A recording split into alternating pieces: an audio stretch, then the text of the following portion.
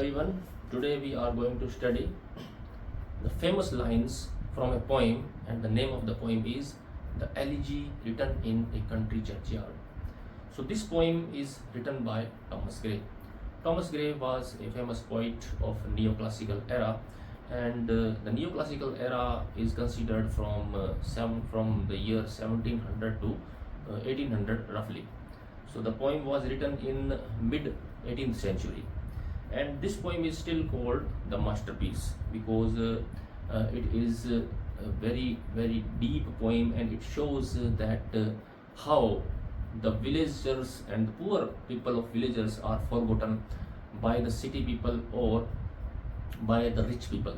They are not given their due credits because they live in villages, and because they were not able to show their talents because they were not provided the enough opportunities which city people or rich people generally have.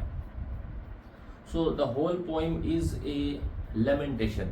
The name of the poem is Elegy Written in a Country Churchyard. So first we break down the title. Elegy. Elegy is a poem which laments for a dead person. It is a lamentation for a dead person.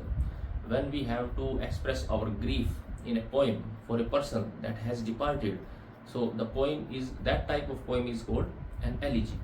So this poem is also an elegy, and this poem is not for a particular person. This poem Thomas Gray wrote for the poor villagers who were buried in the country churchyard. When the poet was writing this poem, at that time he was sitting in a country churchyard. Country churchyard means a graveyard, and he was meditating there. The atmosphere was of evening, and the night was slowly approaching, and at that time he was thinking about the fate of the poor villagers who were buried in that country churchyard, and he was thinking about them that they were equally talented, they were equally intelligent, but because they lived in a village, so they were not given enough opportunity to show their talent, to show their intelligence. So their life remained obscure from the fame. They did not get what they deserved. So he was pondering and he was meditating these types of thoughts, that the village people are not lesser than city people, but they were not given enough opportunity, ample opportunity, so their talent was not revealed. So the poem is a very long poem, but I have selected a stanza especially for you because this stanza is very famous and very appealing, and it is a very joyful experience to read this stanza and to understand this stanza. And this elegy written in a country churchyard by Thomas Gray has become so famous that many of these lines have become immortal, and they are often quoted in other literary works, and some phrases have become so popular that many movies are also titled upon that. Okay, let's come to the stanza. I am reading out the stanza which you can see on the screen now, and the stanza goes like this. The boast of heraldry, the pomp of power, and all that beauty, all that wealth ever gave, awaits alike the inevitable hour. The paths of glory leads but to the grave. So these are the lines, and you can see the rhyme scheme here. Power is matching with the sound hour, and gave is matching with grave. So this is the rhyme scheme. We can say AB, AB. Okay. So let's come to the stanza, and let's come to the meaning of the stanza. The boast of heraldry and the pomp of power. It means some people who are born in a high family, or they are proud of their lineage, they are proud of their family, and they are proud of their ancestors because they are born in a rich family, or they are born in a reputed family. So they sometimes boast of their heraldry. Heraldry means belonging to some good family or high status family. So those people who are born in high status family are often proud of their heraldry. So it means the boast of heraldry. The pomp of power, and some people have great power, maybe of money, maybe of social status, maybe of political powers. So they also show off their power. Pomp means showing off. So those people who are born in high status family, or those people who have power, they show off these types of things. So boast and pomp means showing off.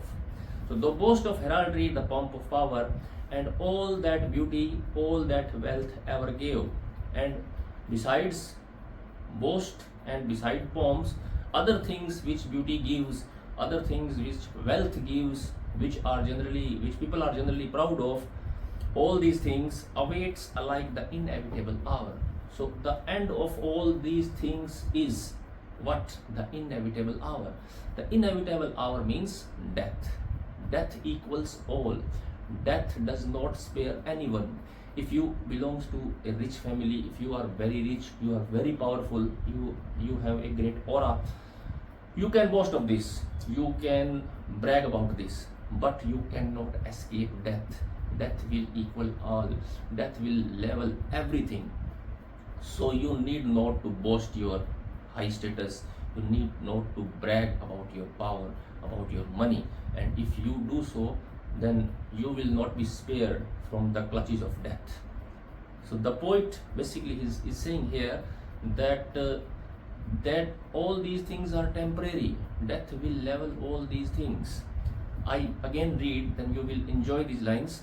The boast of heraldry, the pomp of power, and all that beauty, all that wealth ever gave, means anything which is gotten by wealth and which is gotten by power await alike the inevitable hour. All these things are waiting for that inevitable hour. Inevitable hour means death. The last line, the paths of glory lead but to the grave. It doesn't matter how much money, how much power, how much glorious life are you living, but these all paths of glory means all your beauty, all your wealth, all your power, where they are going? They are going to the grave. They will ultimately go to the grave. The paths of glory lead but to the grave means paths of glory always ends in grave. So whether a person is rich, whether a person is poor, whether he lives in city, whether he lives in a village, they will ultimately rest in a grave. So you need not to brag about that. So I hope you have enjoyed these lines. These lines are personally my favorite, and these lines are often quoted in English literature. Last line, especially the paths of glory leads but to the grave, are very famous in English literature. And the meaning of these, I hope you have understood, that everything leads to the grave. Everything is ends in death. The end of everything is death. Okay, thank you.